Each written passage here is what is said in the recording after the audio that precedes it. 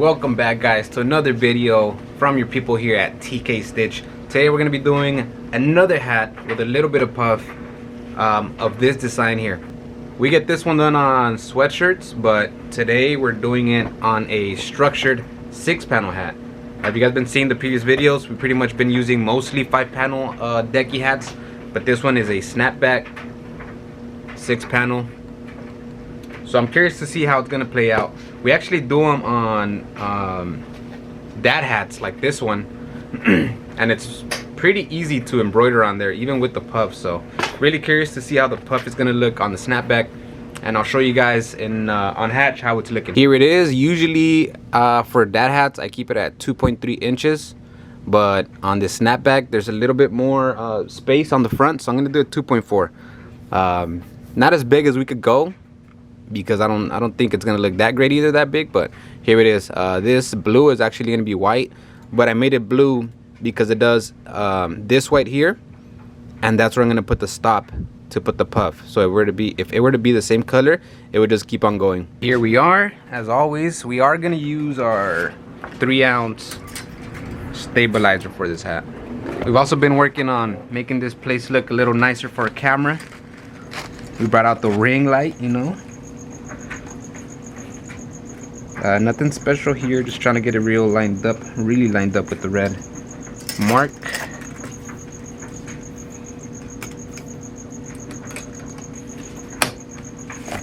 For this one, just to be safe, I'm gonna put the clips. Clip number 1 and number 2.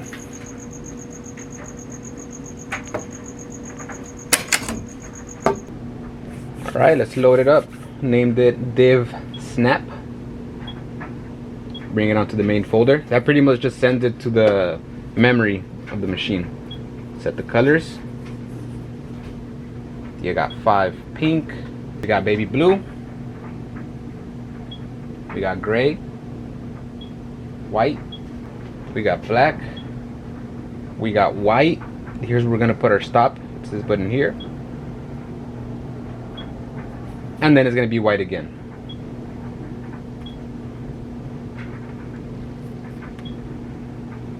Load that up. I think the next thing we're gonna work on, maybe, possibly, is getting some nicer audio. Again, well, not again, I don't think I mentioned it, but should be pretty obvious. We're working from our garage, so we got the washing machines going, sometimes the dryer. Got my family coming in and out of here,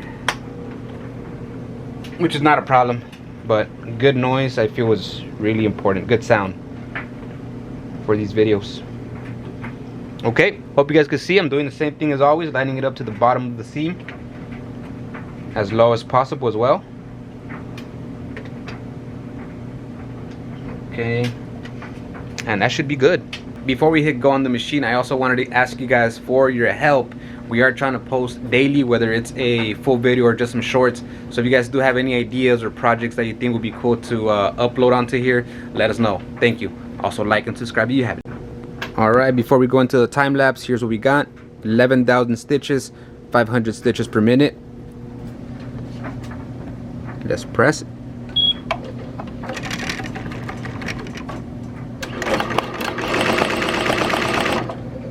Alright, so here's what happened. The thread was threaded correctly, but there wasn't enough thread kind of like extra. So when the needle went down, the string just pulled out. You get this notification. Here we go. I re-threaded it through this little hole, through the needle, through the presser foot. Got plenty of string this time. Should be all right.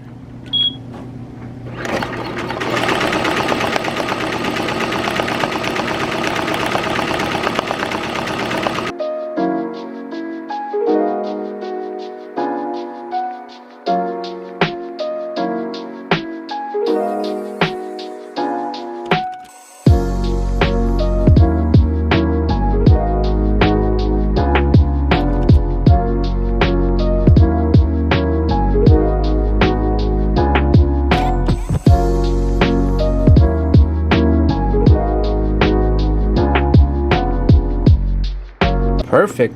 Okay, after the beginning mishap, we had no thread breaks, No stops in the machine. So here's where it stopped for me to put the puff. But what I like to do is actually go forward one stitch count, and you go forward or backwards with the same button. It's with stop. It just depends if you're in frame forward or frame back. Frame forward is gonna press it once. That way it takes me straight to the next stitching, and when I have the puff down, I'm not gonna get that shift in the hat, which might mess this up. I'm gonna keep the same speed. I'll record with the camera for a bit, and then I'll finish off with the time lapse.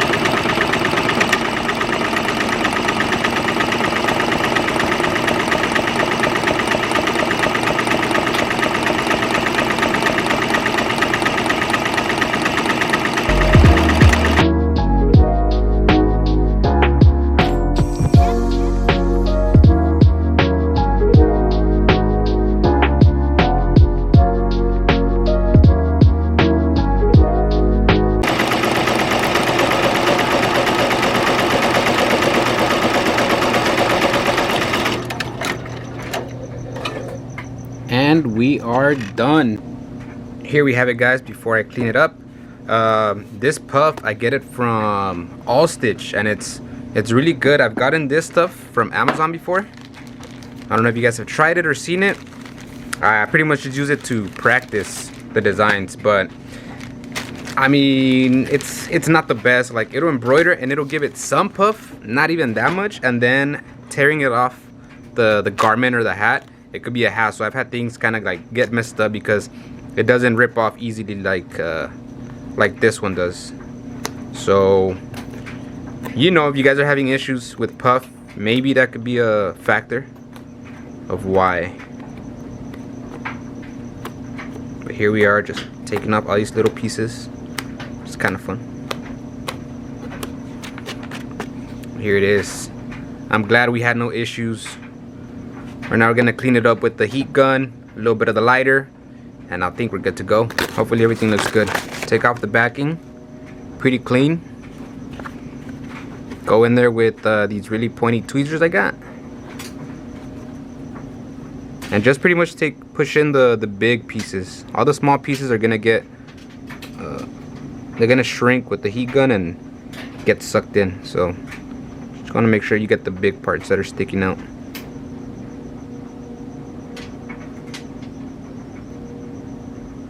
I think we're good with that. And this is a Seek 1 heat gun. Got it from Amazon. It was pretty cheap. I recommend it if you're gonna be doing puff.